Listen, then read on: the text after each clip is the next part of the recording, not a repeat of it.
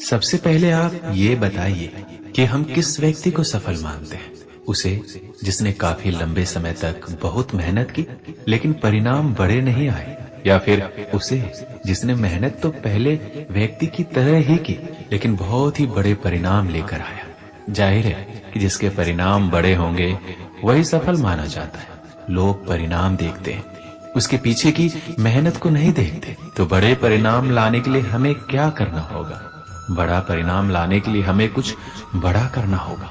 बात सही है, लेकिन कुछ बड़ा करना इतना आसान नहीं होता। हम ऐसा क्या करें कि कुछ बड़ा कर सकें?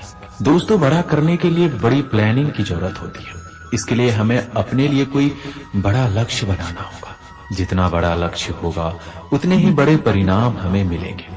बात तो ये भी सही है, लेकिन बड़ा लक्ष्य बनाने के लिए हमें क्या करना होगा? ये प्रश्न इसलिए पूछ रहा हूँ क्योंकि दुनिया में बहुत ही कम लोग बड़ा लक्ष्य बनाते हैं। सच तो ये है कि बड़ा लक्ष्य खुद के सामने रखना हर किसी की बात नहीं है, लेकिन फिर भी यदि हम बड़ा लक्ष्य खुद के सामने रखना चाहें तो इसके लिए हमें क्या करना होगा?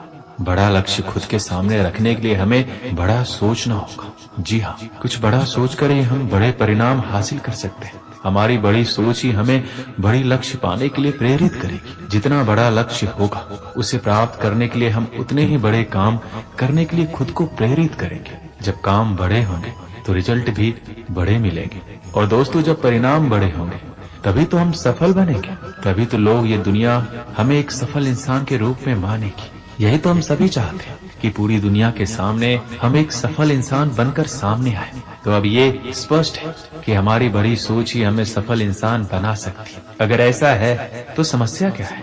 कोई भी बड़ा सोचकर सफल इंसान बन सकता है। लेकिन दोस्तों ये इतना आसान नहीं है। यदि ये इतना ही आसान होता तो बड़ा सोचना कौन सी बड़ी बात है? हर कोई बड़ा सोच सकता है, फिर हर कोई सफल बन सकता है?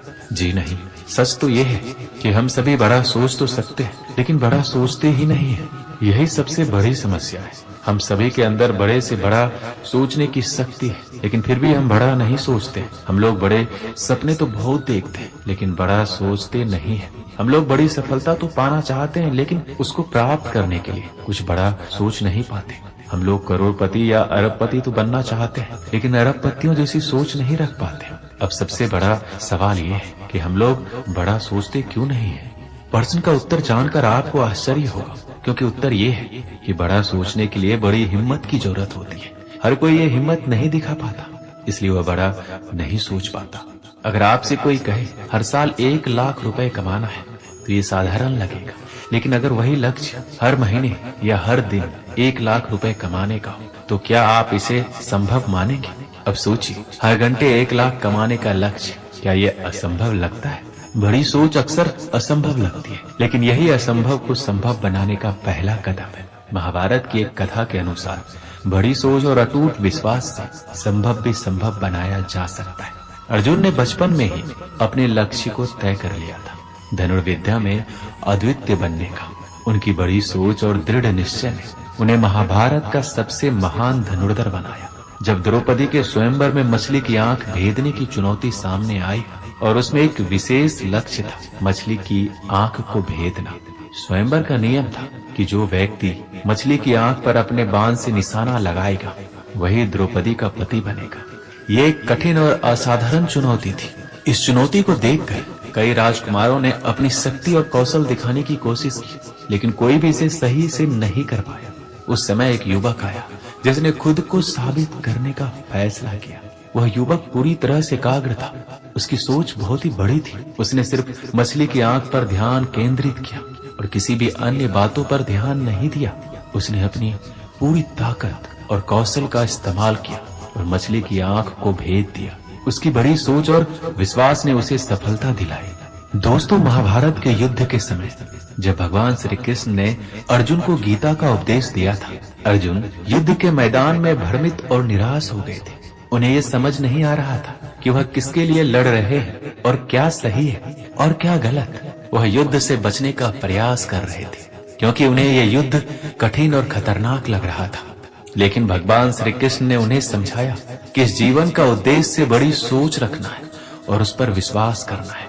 उन्होंने कहा, तुम केवल कर्तव्य निभाओ, बाकी सब कुछ भगवान के ऊपर छोड़ दो। श्री कृष्ण ने अर्जुन को यह सिखाया कि अगर कोई अपने लक्ष्य के प्रति पूरी तरह से विश्वास रखता है और उसे प्राप्त करने का निश्चय करता है तो कोई भी बाधा उसे रोक नहीं सकती। अब इस कहानी को पहले वाली कहानी से जोड़कर देखें। जैसे उस युवक ने मछली की आंख पर पूरा ध्यान केंद्रित किया, उसे भेद दिया, वैसे ही अर्जुन ने श्री कृष्ण के उपदेश को समझा और अपनी बड़ी सोच और विश्वास के साथ युद्ध मैदान में उतरे। उसने पूरी तरह से अपने लक्ष्य पर ध्यान केंद्रित किया और असंभव को संभव बना दिया। ये दोनों कहानियां हमें एक ही संदेश देती है।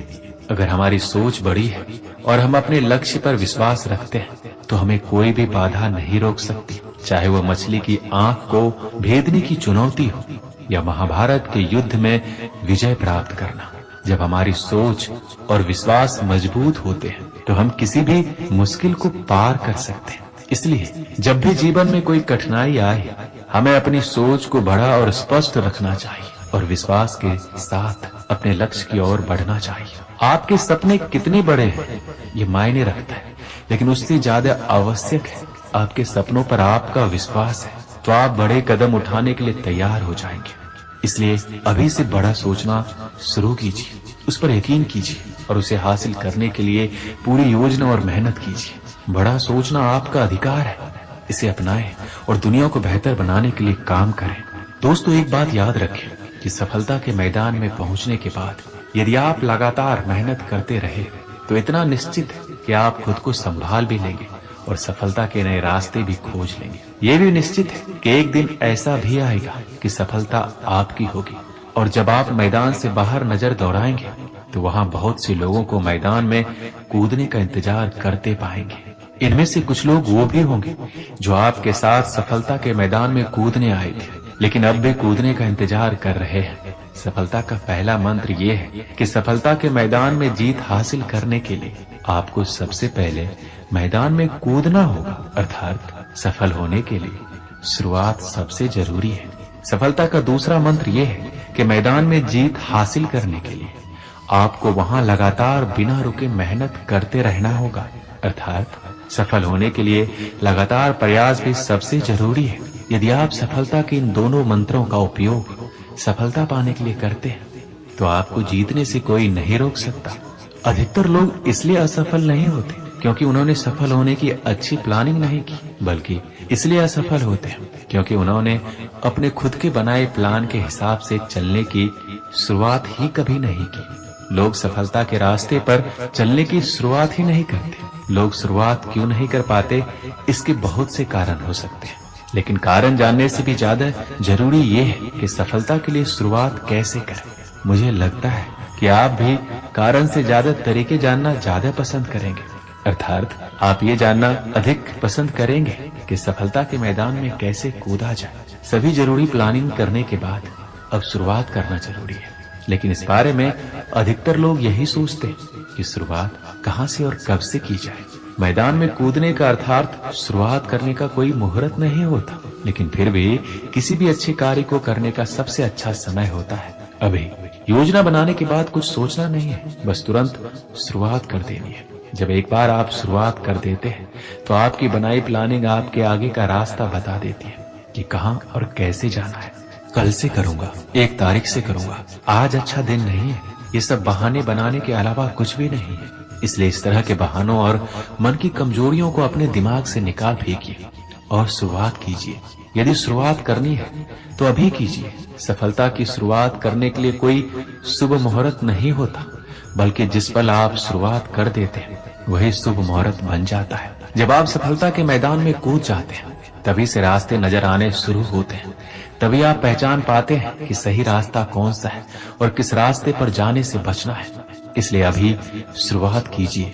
रास्ते में आपको बहुत सी ऐसी चीजें मिलेगी जो आपको लुभाएगी और आपको भटकने या रोकने की पूरी कोशिश करेगी। इस समय आपका दूसरा मंत्र काम आएगा।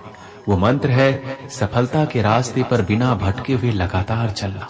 सफलता के मैदान में हारने वाले लोगों की हार की सबसे बड़ी वजह स्थिरता का ना होना होता है। आपको यही स्थिरता बना के हमेशा रखना है। शुरुआत चाहे साधारण तरीके से हो, लेकिन जब आप लगातार प्रयास के बाद जब अपनी मंजिल प्राप्त कर लोगे तो धमाका जरूर होगा, जिसकी आवाज चारों ओर बिखर जाएगी और उन सभी को सुनाई देगी जो आपको जानते हैं या नहीं जानते हैं, साथ ही वो जो आपके सफल होने का इंतजार कर रहे थे या वो भी जो आपके असफल होने का इंतजार कर रहे थे। तो देर किस बात की, अभी से शुरुआत कीजिए, लगातार चलिए, सफलता प्राप्त कीजिए और एक बड़ा धमाका कर दीजिए।